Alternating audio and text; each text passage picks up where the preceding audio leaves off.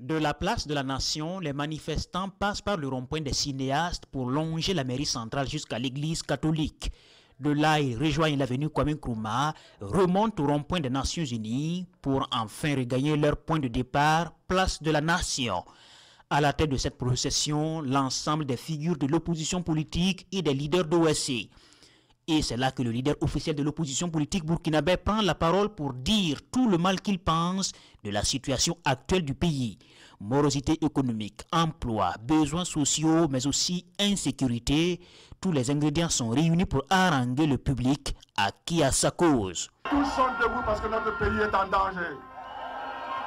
Tous sont debout parce que notre pays est en train de vaciller. Et tous sont debout pour dire au MPP et à ses alliés que nous sommes profondément déçus de la manière dont ils gèrent le Burkina Faso. Notre sécurité n'est plus garantie. Le territoire est envahi et menacé. Et en face de ça, ils sont dans des tâtonnements et des improvisations. Notre position est claire, mes chers camarades. Quand notre pays est attaqué, il a besoin de l'union sacrée de ses filles et de ses fils. Mais attention, il y a union sacrée. Notre union sacrée se fait d'abord et avant tout autour des forces de défense et de sécurité. Nos FDS peuvent compter sur notre union sacrée. Honneur à nos forces de défense et de sécurité.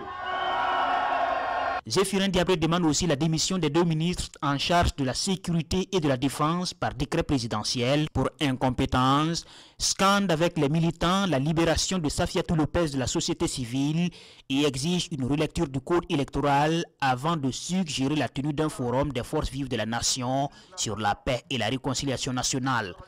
Se félicitant du succès de la manifestation, le CFOP conclut en disant que les marches-meetings sont de retour au Burkina Faso.